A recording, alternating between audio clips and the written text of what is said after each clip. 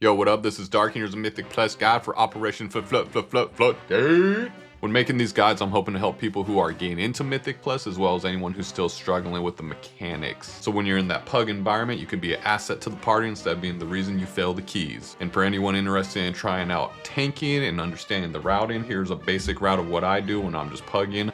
Like and subscribe if this helped you at all. In this dungeon, there's going to be 5 stockpiles of weapons you have to blow up to progress to the second part of the dungeon here, so make sure you're blowing those up while you're working your way through.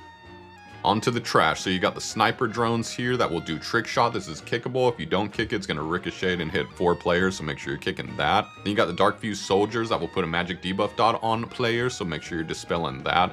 Then the dark fuse hyenas have a kickable enrage ability, so make sure you're kicking that as well. And then moving on to the shreddinators, these guys have some saws that they'll put on the ground at players' locations that do heavy damage.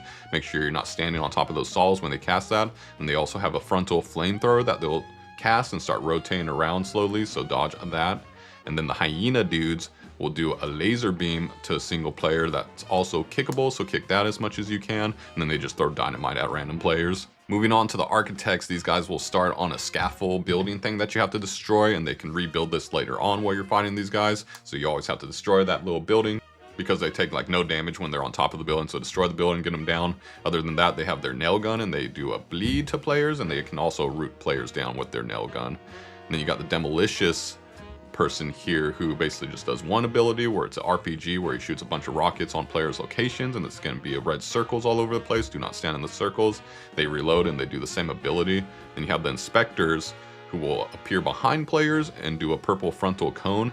You can, pull these in or CC them as they're doing that cone so they don't get the cast off, but just make sure you're not in front of that frontal. All right, the first boss, Big M.O.M.M.A, she's going to have some drone ads with her. These drone ads will do Doomstorm, which is a line frontal circle ability, so make sure you're not standing in the line of circles that they're going to cast. And they also do Maximum Distoriation, which is a kickable cast, so make sure you're kicking this every time they're casting it. As for Big M.O.M.M.A herself, she's got Electro Crush for the tanks, so make sure you're popping coolies for that. It's a bunch of nature damage. And she has Sonic Boom, which she'll target one player. So make sure you're not standing in the line of this attack right here. This Sonic Boom will shoot out doing sonic damage, pushing and silencing players. The player who gets targeted by, you want to try to run through this as best you can, because when this hits a wall, it does explosion damage, doing even more damage to you. So try to get out of it before it does that explosion on a wall or any surface.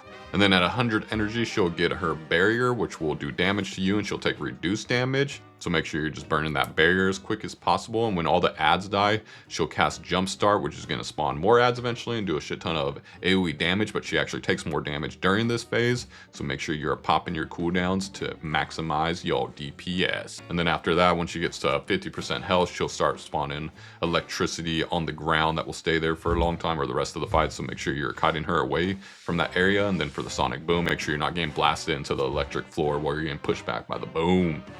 Okay, after that first boss, you're going to be dealing with a couple of blood warpers. These guys will do a warp blood, which is a channel ability that's going to do damage to everyone as well as heal the caster.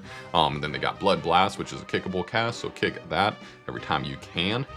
And then once you kill these blood warper dudes, you're going to grab these gliders right here and glide across the map to the little target that's on the other side of the map. Once you glide across, you'll be dealing with some architects and some more shreddinator dudes, and then you'll be heading to the second boss here.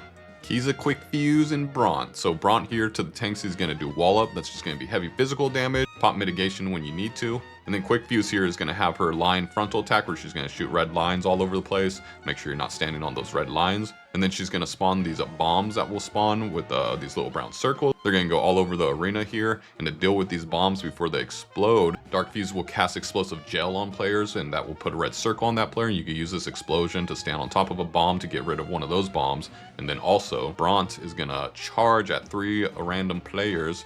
When he has a red arrow on top of you, you want to make sure you're charging him through these bombs, and he'll shoot these bombs up in the air. They'll explode, and they'll cast little red circles all over the place that you don't want to stand in. And make sure you're killing these guys as close to each other as possible, otherwise they'll get a 20% damage buff when the other one dies.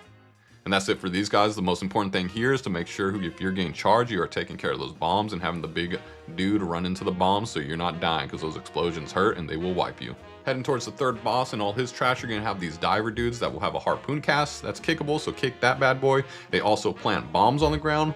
If you step on these bombs, they're going to do damage and knock people up who are 6 yards within the bomb radius. So just ignore the bombs and tank the trash away from those bombs. Don't touch them. You don't need to deal with them.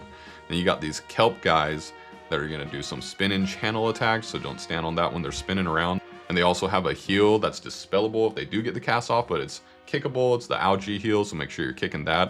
And then if you pull the crab bomb dudes, they have an explosion when you kill them that stacks, so make sure you're not killing these all at the same time, otherwise you will blow yourself up. Alright, third boss, Swampface. So this guy for the tanks has a huge heavy ability for you. Sludge Claws, it does a shit ton of damage. Make sure you're popping mitigation for that probably every single time you cast it. And this guy has a gimmick where he's gonna bind players together with a vine, so you always be paired up with someone besides the tank. Unless someone's dead, then you'll get paired up with someone as well. And the general rule with this binding mechanic is most people to dodge mechanics move left with each other, so make sure you're doing that, or make sure, you know, at the beginning of the key that you're double checking with your party members which way they want to move with this mechanic. And then other than that, he has Mudslide, which is a huge frontal line attack, so make sure you're moving together with your partner, whoever you're tied up with. And then he'll do Awaken the Swamp, which is going to spawn these blue circles all over the place, which are just like water bubbles. He's going to start slamming the ground doing AoE damage, and then those bubbles are going to start exploding, doing waves that will go all over the place, so make sure you're dodging this. And with all the mechanics, just make sure you're not going the opposite way of the person you're paired with, otherwise you're going to snap back together in the middle and hit each other and do damage to each other and probably get hit by other mechanics. But yeah, the main thing with this fight is for tanks, make sure you're not getting one shot because this shit hurts. And then for everyone else, make sure you're moving the same way as the person you're paired up with. So when you drop down to the sewer, you're gonna fight this mini boss dude called Bubbles. He's the fish. He's gonna shoot bubbles at you that are gonna move slowly towards players. These actually do a crap ton of damage, so don't touch them. And he's got this frontal thing, and he's got this backwash ability where he's gonna shoot damage at everyone. It's gonna put a dot on everyone, does pretty good damage. Make sure you're popping coolies to help your healer out here, because this is a lot of damage coming in, especially if you hit one of those bubbles. Okay, for the rest of the trash down here in the sewers, you got more of the architects, you got more of the inspector dudes, but now you have the electricians as well. These guys will cast lightning bolts, so you can kick that every time, and then they'll do overcharge, which is a dot that they'll put on a player. If this dot goes through its whole duration, it will stun that player for 5 seconds, so make sure you're dispelling that.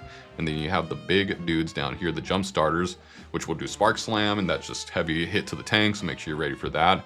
Then they have battery bolt and battery discharge, and this will do AoE damage to the whole team, and at the same time they'll be casting little blue circles that are all over the ground, so make sure you're not standing on top of those.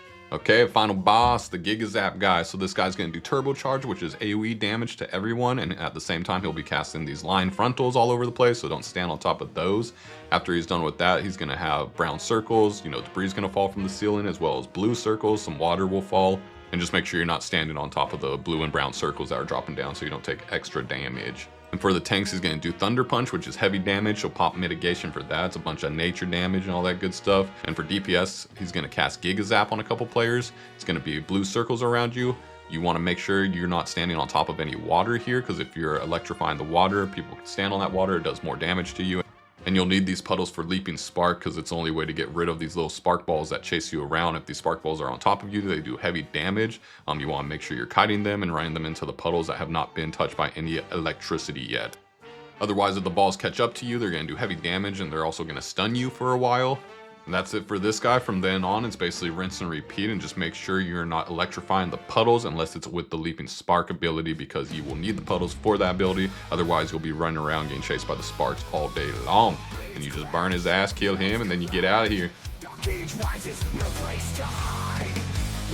Legends under his control. Gaming worlds he swallows all.